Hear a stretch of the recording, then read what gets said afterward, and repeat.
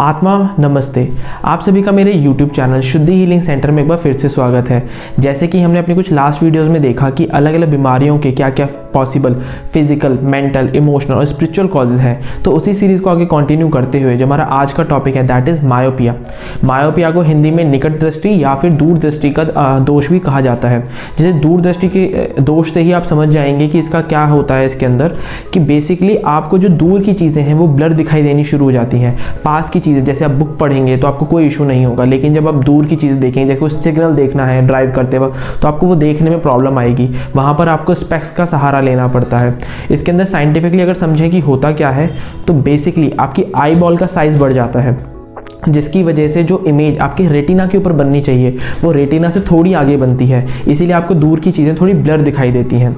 Scientifically अगर कोई भी वस्तु 2 मीटर या 6.5 फीट की दूरी पर है और उसे देखने में आपको प्रॉब्लम हो रही है, वो वस्तु आपको ब्लर नज़र आ रही है, तो उसी को हम लोग मायोपिया की कैटेगरी में रखते हैं। तो इसके अगर हम कुछ फिजिकल कॉजेज़ की बात करें तो फिजिकल कॉजेज़ में है एक मेजर कॉज है दैट इज़ जेनेटिक्स, यानी कि अनुवांशिक तौर पर अगर आपके पेरेंट्स को या फिर आपके ग्रैंड पेरेंट्स के अंदर जो मायोपिया की कंडीशन देखी गई है, तो हो सकता है देयर आर चांसेस कि आपके अंदर भी देखने को मिले। उसके साथ साथ आँखों पे काफ़ी ज़्यादा जोर डालना, आँखों पे काफ़ी ज़्यादा स्ट्रेन देना, टीवी देखते वक्त या फिर मोबाइल देखते वक्त या फिर कुछ पढ़ते वक्त उसको लगातार देखते रहना, पलकों को ना झपकाना, जिसकी वजह से आपकी आँखों के ऊपर एक प्रेशर जनरेट होता है, जिसकी वजह से उस स्ट्रेन की वजह से आपको मायोपिया की कंडीशन हो सकती है। उसके साथ साथ आजकल ये जो कंडीशन है ये 13 साल से ज़्यादा के जो एज के बच्चे हैं, यानी कि और इवन 5 या 6 साल के बच्चों में भी ये कंडीशन देखने को मिल रही है। पहले ये प्यूबर्टी के बाद देखने को मिलती थी, लेकिन आजकल ये 13 साल से भी कम के बच्चों में भी देखने को मिल रही है। इसका कारण है mobile screen, computer screen, TV screen, screen को लगातार देखते रहना, ब्रेक ना लेना, गेम खेलते वक्त हम लोग अपनी आंखों को झपकाना भूल जाते हैं, तो उस वजह से हमारी आंखों पे एक स्ट्रेन पड़ता है, जिसकी वजह से मायोपिया की कंडीशन हो सकती है। इसके साथ साथ अगर कुछ और फिजिकल कारणों की बात करें तो एक और मेजर कारण है दैट इज न्यूट्रिशन, एक बैलेंस डाइट का नहीं लेना, प्रॉपर विटामिन्स अगर हमारी सप्लीमेंट्स में नहीं है, हमारी डाइट में नहीं है, तो उसकी वजह से भी मायोपिया की कंडीशन देखने को मिल सकती है।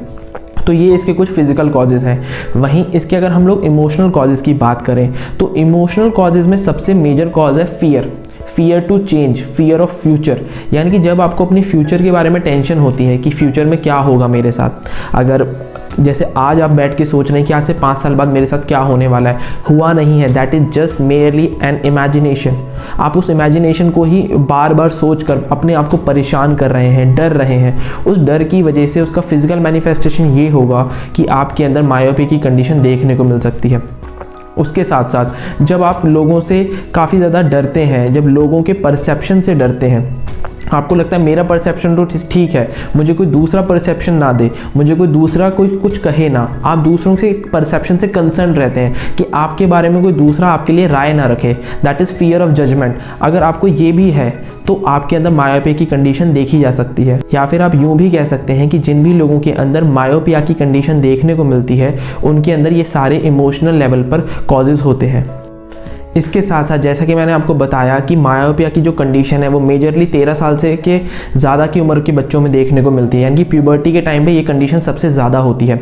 इंडिया के अंदर 30% जो पॉपुलेशन है वो मायोपिया से सफ़र कर रही है, और वहीं 13% of total children of India are suffering from myopia, यानी कि एक बहुत बड़ा नंबर है।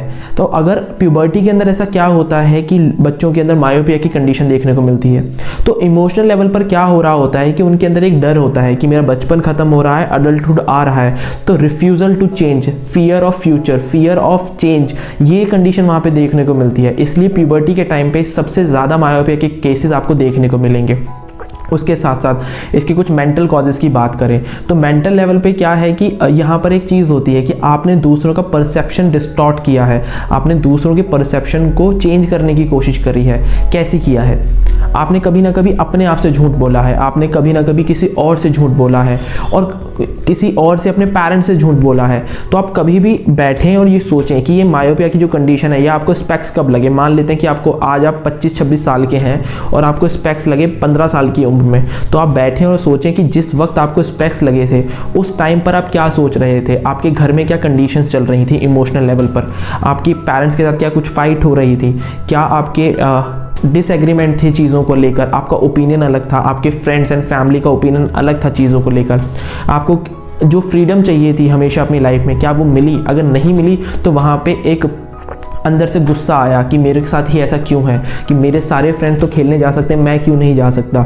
इसके साथ साथ जब आपने लोगों से झूठ बोला और उस झूठ को बोलने के बाद आपके अंदर ये कभी हिम्मत ही नहीं हुई कि आप उन लोगों के सामने जाकर उस झूठ के पीछे का जो सच था उनको बोल पाएँ।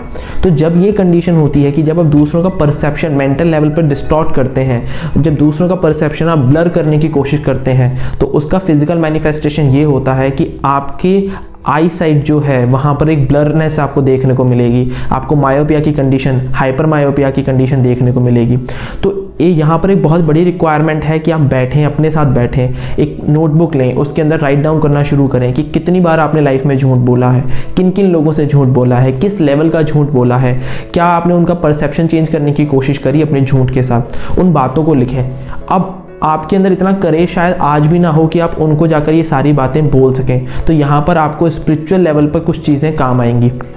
तो अगर हम बात करें स्पिरिचुअल कॉजेज़ की, तो जैसे कि मैंने बताया कि यहाँ पर आपने दूसरों से झूठ बोला है, दूसरों का परसेप्शन ब्लर करने की कोशिश करी है, तो by law of Karma, spirituality के अंदर बाय लॉ ऑफ कर्मा आपके पास वो चीज़ें आएंगी, आपका परसेप्शन ब्लर किया जाएगा।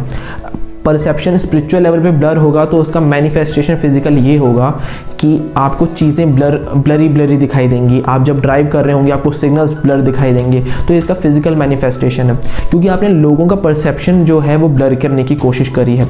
तो आप यहाँ पे दो चीज़ें कर सकते हैं। पहला, आप लोगों के साथ फॉरगिवनेस करें। जिन भी लोगों के साथ आपने झूठ बोला है, जिन भी लोगों का आपने परसेप्शन डिस्टॉर्ट करने की कोशिश करी है, या जिन भी लोगों को आपने अपने अकॉर्डिंग मोल्ड करने की, अपने अकॉर्डिंग बदलने की कोशिश करी है झूठ बोलकर, उनके साथ फॉरगिवनेस करें।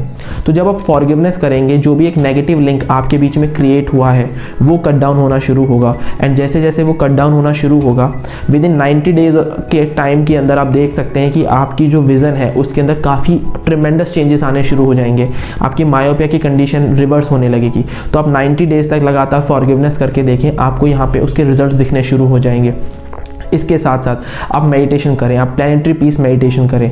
इसको करने से क्या होगा कि आपका परसेप्शन क्लियर होगा, आपकी जो एनर्जी बॉडी है उसके अंदर जो भी एक नेगेटिविटी है वो क्लीन होनी शुरू होगी, वो नेगेटिव इमोशन रिलीज होने शुरू होंगे, तो आपका परसेप्शन क्लियर होगा। जब आपका परसेप्शन क्लियर होगा तो आप लोगों को सही परसेप्शन से चीज़ों को दिखा पाएंगे।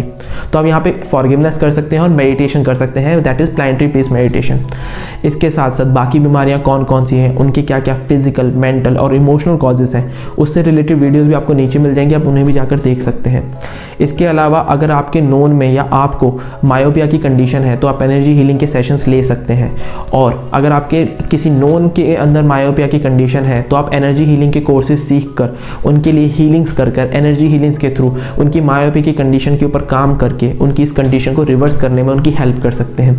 एनर्जी हीलिंग के सेशंस लेने के लिए और एनर्जी हीलिंग के कोर्सेज के बारे में क्वेरी करने के लिए दिए गए नंबर्स पे आप व्हाट्सएप कर सकते हैं एंड अपनी क्वेरीज पूछ सकते हैं। सो टिल देन, आत्मा नमस्ते।